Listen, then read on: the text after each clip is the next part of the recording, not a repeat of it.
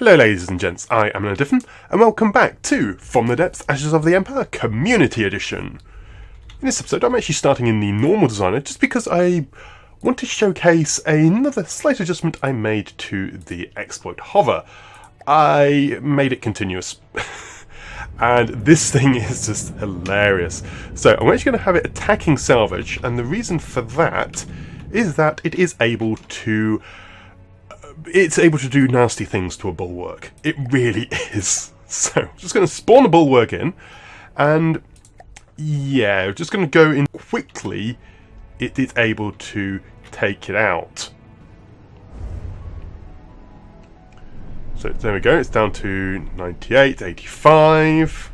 And that's before the bulwark is even fired. It's now down to 60%, 63, 62, yeah. It's...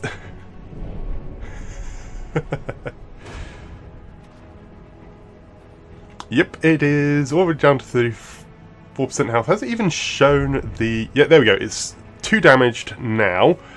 And yeah, it's at 33% health before the 2 damaged even came into being, and it's actually been heavily disabled and is going to crash into the water. So yeah, it was actually hit and did actually cause a little bit of damage. This is something I probably do need to improve on the exploit hover, make it that little bit more overpowered. But I just want to showcase how quickly it can destroy even things like the bulwark. But going back into the normal designer, we're going to have a look at the new vehicles we're going to be adding in today's episode, and this is going to be going into the new response force, so these new designs are going to be added there. First off, we have the Fortress by Similian. Have we already had a Fortress? I can't remember. Still, this is definitely a very robust design, has a lot of heavy armor, ERA, and yeah, it's going to be a very, very potent design and definitely absorb a lot of damage. It's armed with a couple of pretty potent cannons there. So, let's send it against one of the Onyx Watch Bisons.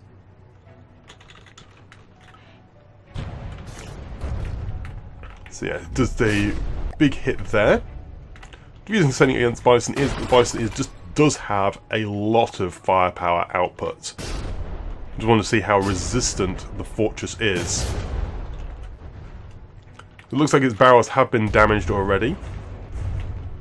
It's just taking the hits like a boss there. Look at that. Okay, its gauge cruisers have now been damaged and is no longer loaded with shells, but that is fine, it's vented them. Still, it's able to keep absorbing strike after strike, and that's from very strong cram cannons. So very pleased with its resilience there. Let's send it against something a little bit weaker. Send against the Onager. I think the Onager is weaker.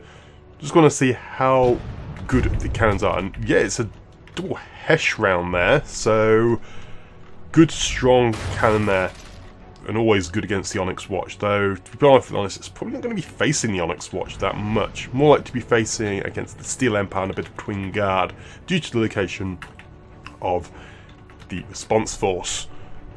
A bit slow on the reload, but it does fire those first couple of shells pretty quickly there. But it is mainly designed as probably just a resistant tank, and it definitely fulfills that criteria.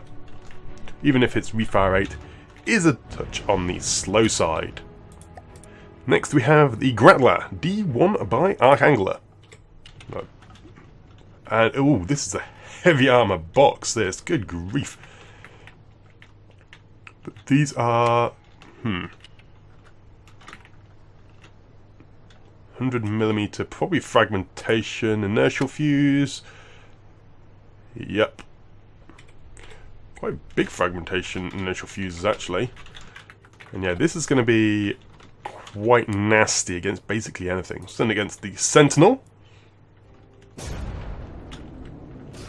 This just absorbs the hits because of the cram, as I thought it would. And there we go. Massive amount of Gatling shells. Just stripping through absolutely anything. Which is exactly what I would expect from it. definitely paying for it in its cost, but good grief, this is a very, very potent design. And the fact that it's got inertial fuses, it will also be this potent against absolutely all targets, air, land, and shielded opponents. It also seems to have an ammo. Is that just the ammo box being suspended by a tractor beam? It is! Okay, that's interesting.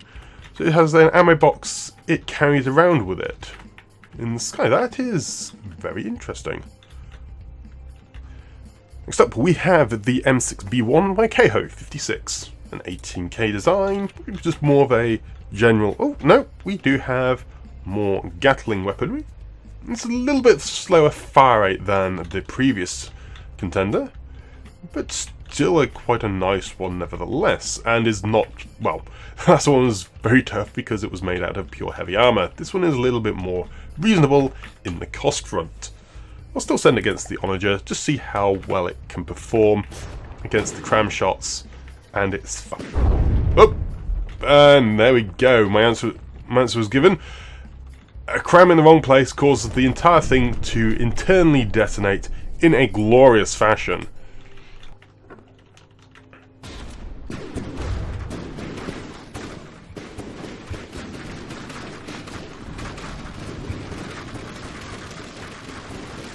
It has quite a good potent shell, it's just that, yeah, as I've seen, a cram hit in the wrong place causes a huge internal detonation, which actually spreads through the entire craft, taking out the ammo and all the guns there.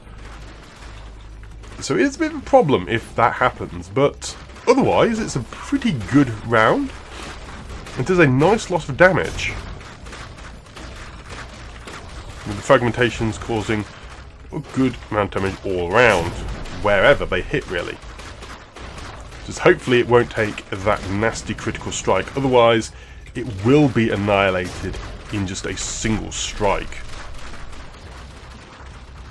Still likes to keep itself at good range, which will protect itself against cram bombardment.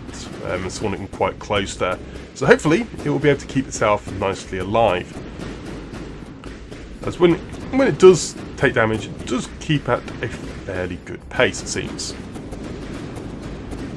Yes, just hopefully it won't take a critical hit to that main gun, because the internal explosion is horrifically nasty.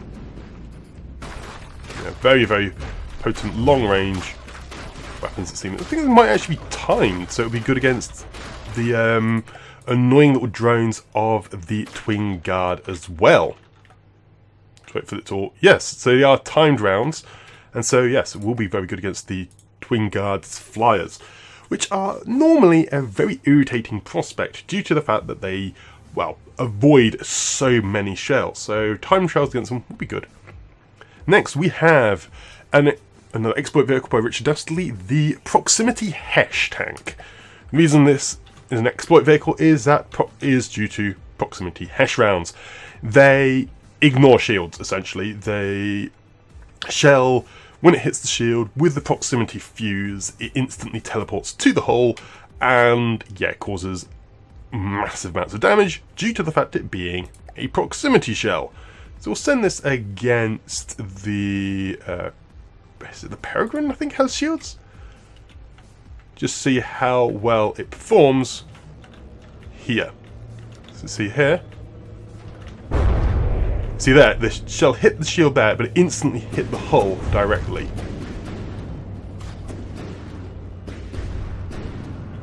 That means just the Hesh round, it's internally does stupid amounts of damage. And there we go. It hit the shield and then went past straight through into the hull there. See it fire once more. It misses. That's because the shields have been destroyed, probably by the Hesh round. So it hit there. So it hit the shields there, but the shell detonate internally, destroying the whole turret, and the target is too damaged. So as you see, it is a very, very, very potent exploit. See when it fires against this one. The shell fires, hits the front, and the spalling goes internally there. Didn't do too much damage though this time.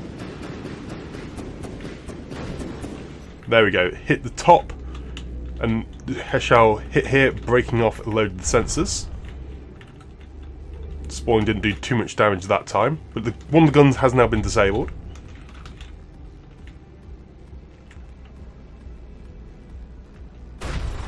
We go again, striking the front and hitting here.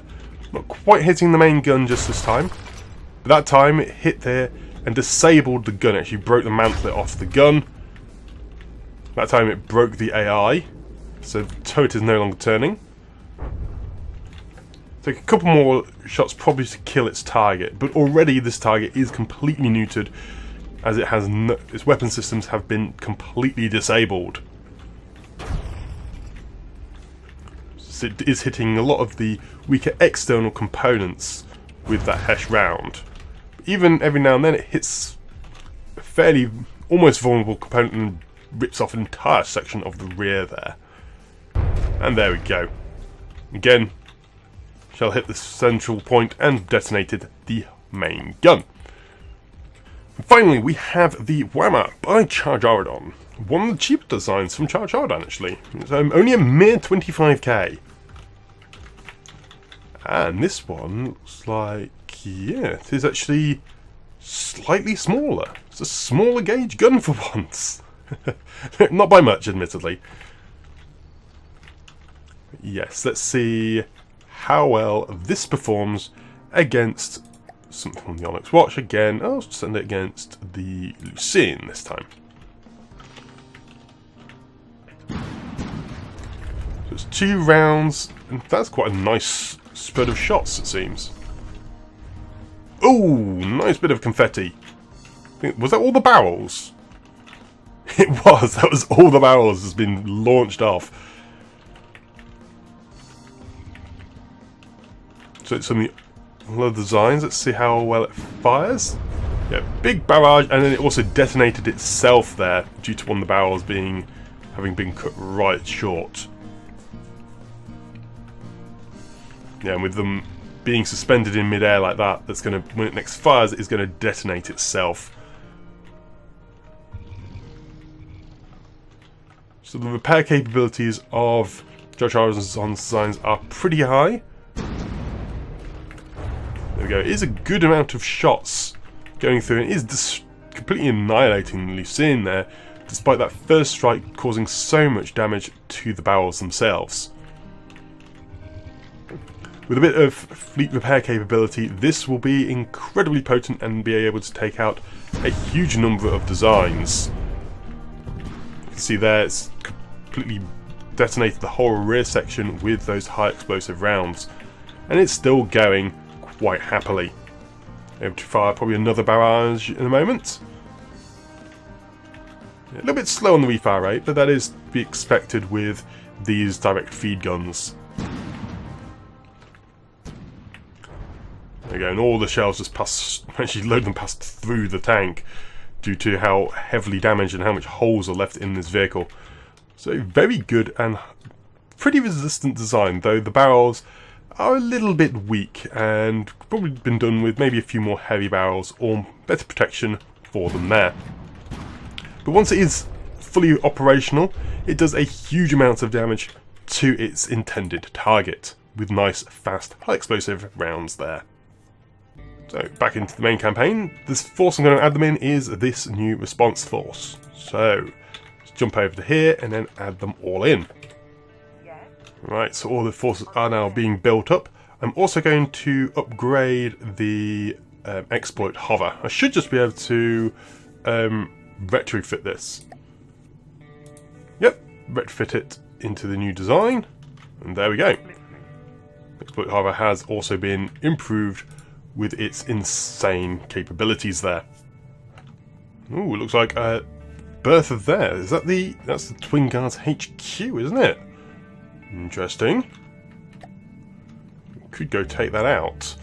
I think I wanted to clear some of the other tiles first, so the Twin Guard Force should be able to take that out no problem. There you go. Logistics picked up the resources, move back to there.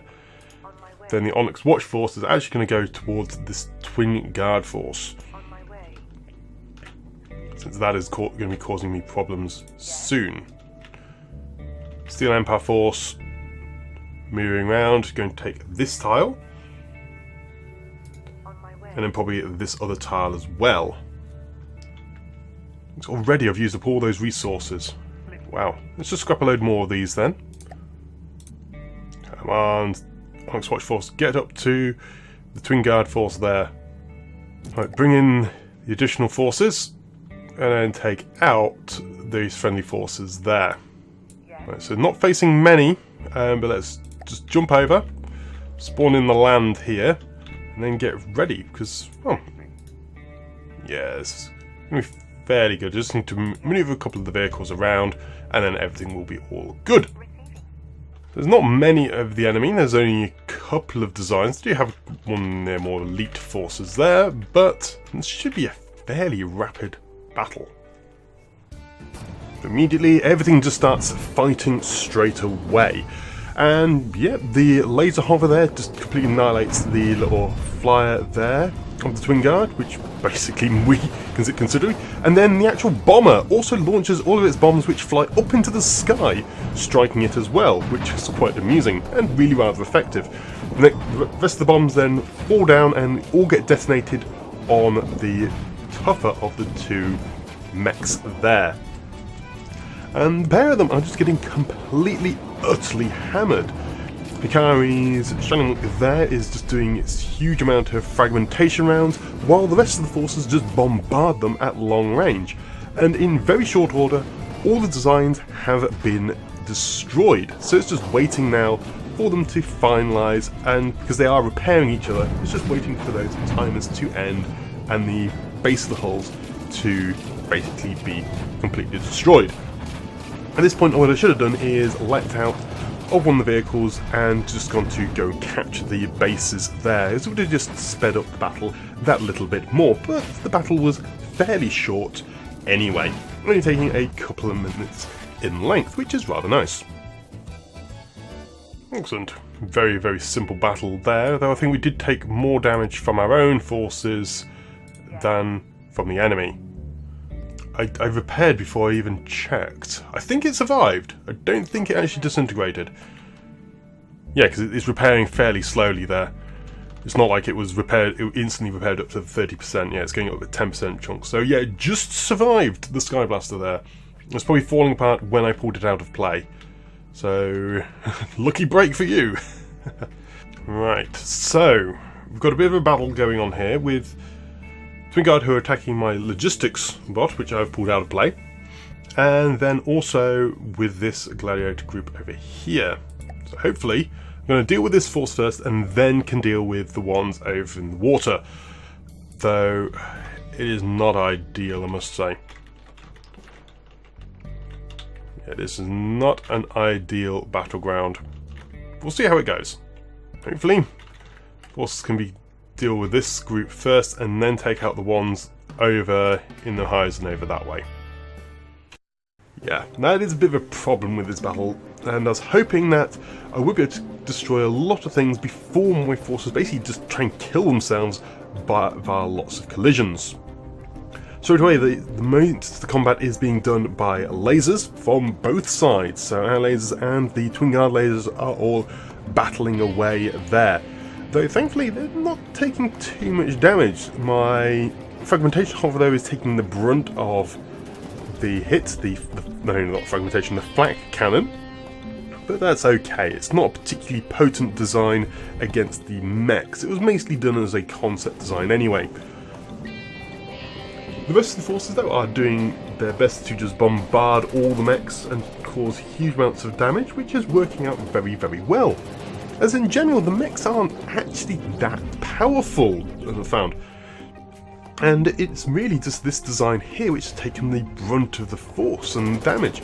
And it was right down to a very low percentage, but it's getting repaired up. This AAA tank here, it's getting repaired very, very quickly. It's almost already out of the, well, out of its the danger zone for disintegrating. and in a couple of more moments it will actually be repaired fully, which is nice. It means that this battle is doing very well in their favour. Though it is taking quite a lot of repair, and see there my resources dropping quite rapidly. I'm just observing an overview of the battle here, as it's going quite well in both directions. Again, mostly we have a good amount of long-range forces, and thankfully the Twin Guard aren't that good at long-range combat. They have a few lasers, but other than that, they aren't actually too powerful. Their strength comes purely on the fact they have so much repair. And here, the AAA is actually now running away from our forces, so unfortunately it is now disintegrating. And yeah, it was disappeared there. Flak Hover there is still taking the brunt of the enemy laser fire, but despite that, it's actually still operational, which I'm quite surprised at, because I didn't design it to be tough. I designed it to have the exploiting flak shell and not actually be a tough design. Just glancing around the battlefield, and yeah, most of the enemies are now been defeated. So here we go, I jumped down just to capture as much of the base units as possible, because it does speed up the capturing process, not having to wait the 100 seconds for the damaged repair thing to be done. So just destroy the base unit there and do capture it, or I think I do. Yep, it's captured there. It's quite difficult to tell because of all the oil on the screen. The level up has taken another component out, and then yeah, just carry on with the battle as normal. I do get killed, and so just blink over to the other side of the battle just to observe where things are and how things are going. And basically things are going well.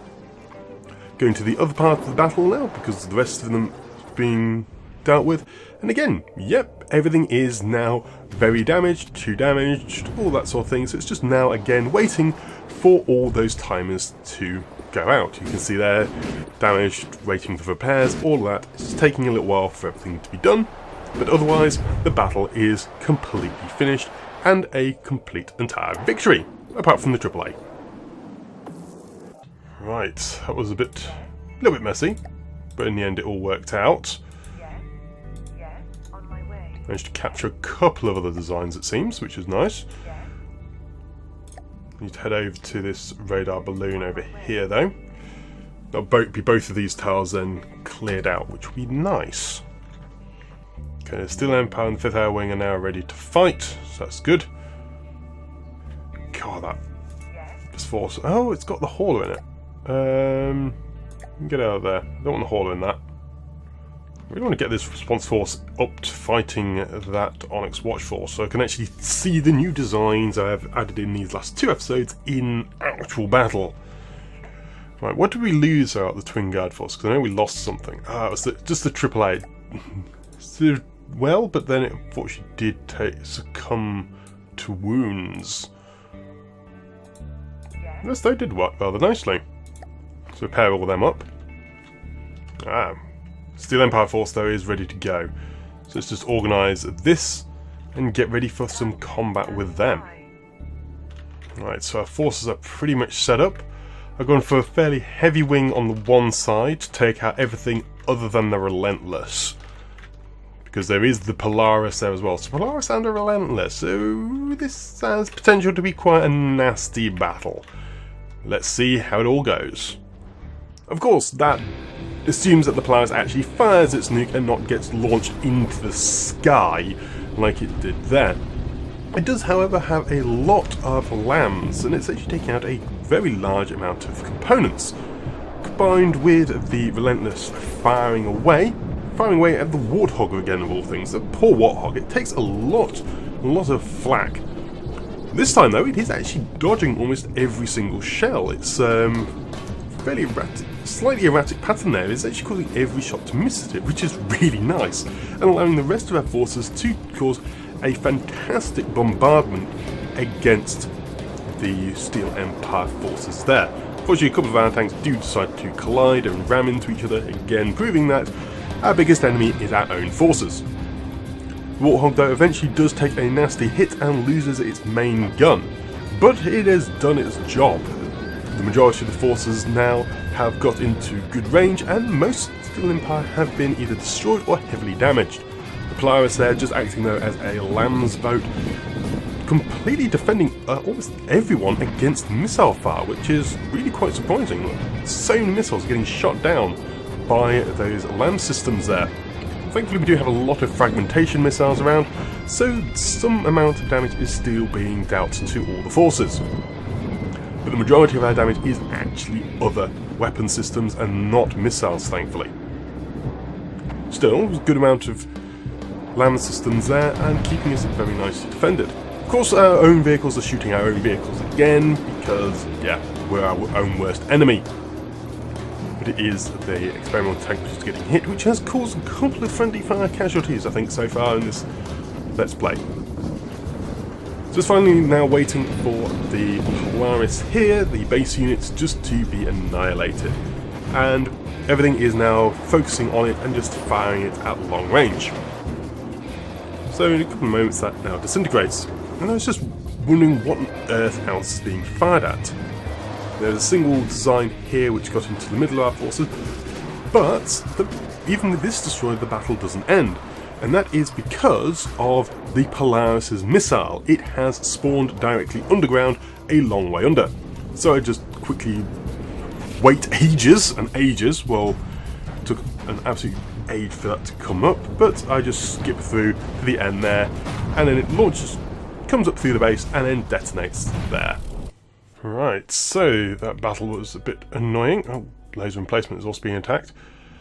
We lost the basilisks, so that's a bit of a shame. Yes.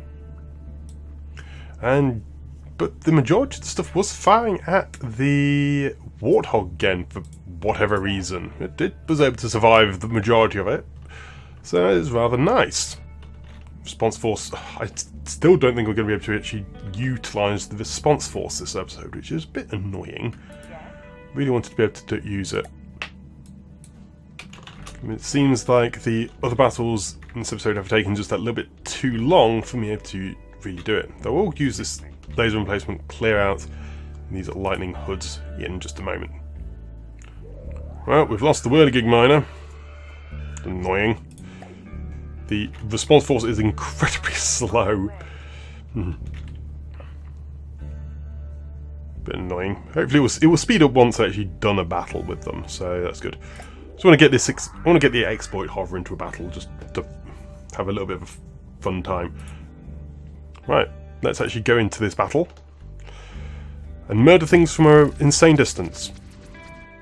To have the one exploit hover against all of these Onyx watch. So let's just watch how ridiculously fast it's going to kill everything. And I'll probably end the episode there. Right, let us begin.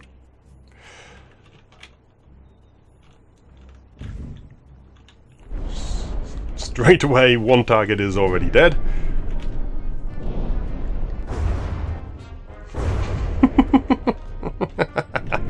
I'm not even going to do this one in post-commentary because it's too funny.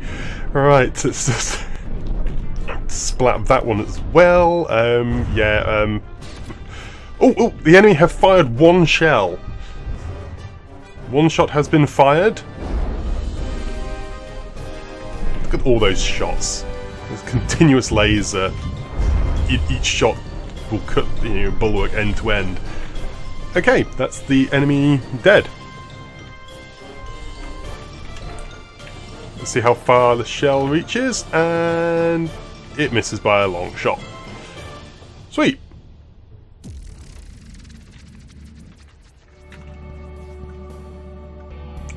Oh, in that time we did actually begin another battle. So, well, we have this battle to fight as well then.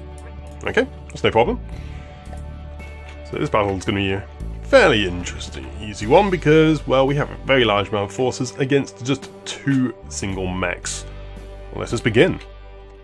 So yes, this battle is pretty trivial in terms of the enemy forces, so it's really just trying to mitigate how much damage we deal to our own forces in this battle. So to that end, I decide that the best way is to jump down and capture, or try and capture them once they get down to that 2 damage stage, because of all the repair capabilities, that does cause the most problems. And they're very quickly reduced to that state. So straight away I notice that one of the flyers, the Wyvern, is flying over, so I leap down and just jump straight down onto the mechs, straight away, capturing them both. Just like that. Very, very quick, ending the battle very soon, and just run quickly over to the other, again, capturing them, ending the battle. Fantastic. Okay, that was a nice, easy battle. Took very minimal damage there as well, which is always nice. Yes. And did actually capture all of the enemy forces. The reason I did that was because Yes. the whole 2 damage thing is really annoying when it's being sustained by repairs. So by just going in and destroying them like I did, that really speeds everything up. So I'll actually end the episode there then. So got a few little battles to go. Still didn't manage to show off the response force. So there's quite a few designs now which have not seen the light of combat, but that will eventually change. Hopefully sooner rather than later. Regardless, thank you very much for watching this episode of From the Depths Ashes of the Empire Community Edition with myself and a Diffin. If you did enjoy the episode, please leave a like and or comment below, as it is always great to hear from you lot. Also, be sure to check out the rest of my channel for more From the Depths videos and other games, and be sure to swing by the Discord channel for more direct interactive chatting. Otherwise, that's it for me for now, and I shall see you next time. But until then, I'm out. Goodbye.